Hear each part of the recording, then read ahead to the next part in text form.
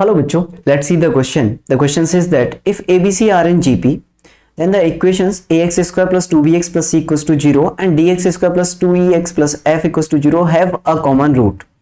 If d upon a upon e upon b and f upon c are in. अपने को बताना d upon a, e upon b and f upon c किस में होंगे, ab में होंगे, gp में होंगे या फिर hb में होंगे या तीनों में से किसी में भी नहीं होंगे. क्लियर. अब उसने क्या बोला बच्चों, abc are in gp. abc किस में है, gp में.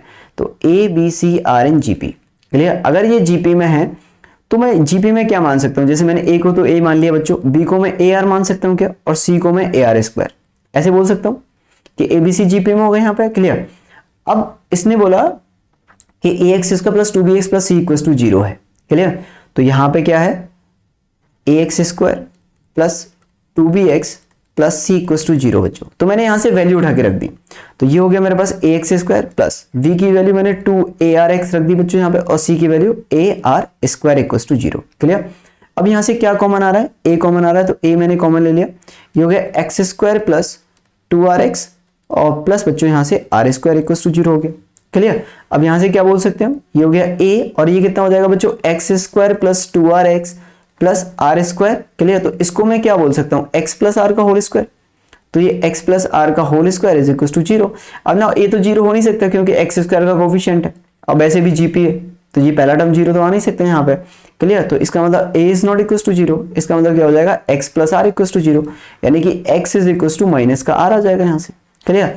अब उसने बोला कि दिस इक्वेशन, यानी कि इस इक्वेशन का रूट क्या हो गया, r, यानी कि माइनस r will also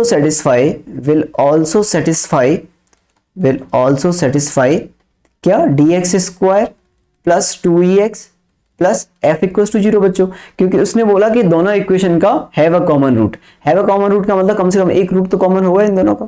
क्लियर. तो हैव अ कॉमन रूट मतलब एक रूट कॉमन होगा, तो r will also satisfy this equation. तो मतलब ये कितना हो गया d, तो यहाँ पे आर स्क्वायर आ जाएगा प्लस 2e और यहाँ पे माइनस का r आ जाएगा बच्चों. तो मैं इसको यहाँ पे माइनस लिख देता हूँ, तो माइनस का 2er और plus f is equal to 0 हो गया. नाउ आर स्क्वायर क्या हो जाएगा, तो अगर मैं आर स्क्वायर की बात करूं तो आर स्क्वायर को आप सी अपॉन ए लिख सकते हो. भाई आर स्क्वायर को आपने इसको और इसको डिवाइड कर दिया सी बाई ए से. ठीक है. तो सी बाई ए कितना आ जाएगा, तो डी सी बाई ए आ गया. ये तो आर स्क्वायर माइनस का 2e, आर को क्या बोल सकते हो, बी अपॉन ए बोल सकते हो बच्चों, और यहाँ पे कितना हो जाएगा, प्लस का f आ जाएगा. क्लियर. Equal to 0. ठीक है भाई. अब हमने क्या किया, यहां से आप c को कॉमन निकाल लो. क्लियर. क्योंकि मुझे रिलेशन बताना है d अपॉन ए e अपॉन बी में. मुझे पास e अपॉन बी भी आ रहा है, यहाँ पे क्या आ रहा है मेरे पास e अपॉन, अच्छा ये क्या हो जाएगा मेरे पास b अपॉन ए. ठीक है ना. तो यहां से मैंने क्या किया, यहां से मैंने c को कॉमन ले लिया. ये मेरे पास कितना आ रहा था, r इज b बाई ए. ठीक है ना.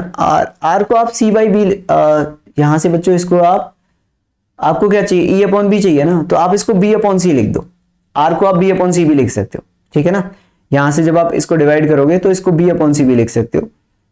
That is c upon B लिख सकते हैं इसको हम. तो ये d c upon A minus 2e c upon B plus f equal to 0 ये आ गया. नाउ c को मैंने कॉमन लिया यहां से, तो यहाँ पे कितना बचेगा बच्चों, d अपॉन ए बचेगा माइनस का यहाँ पे 2e अपॉन यहाँ पे b बचेगा और प्लस का यहाँ पे f upon c is equal to 0 बचेगा. अब आपका c तो 0 हो नहीं सकता. क्लियर. तो इसका मतलब यहाँ पे क्या आ जाएगा, ये आपका 0 आ सकता है. तो d अपॉन ए माइनस का 2e अपॉन b और प्लस का f upon c equal to 0 because c is not equal to 0 बच्चों. क्लियर. बात आ गई समझ में.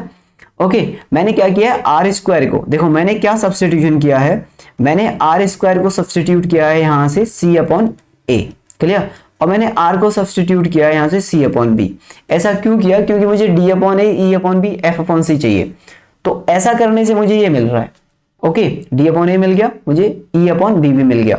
तो अब मैंने बोला यहाँ से कितना आ गया, तो यहाँ से 2e upon B is equal to बच्चों d upon A plus f upon C आ गया. इसका मतलब क्या हो गया, d अपॉन ए, इसका मतलब d upon A e upon B and f upon C are in AP. तो ये किस में आ गए, आपके AP में आ गए. Now let's see the option A will be the right answer. Okay. I hope आपको समझ में आया होगा. Good luck.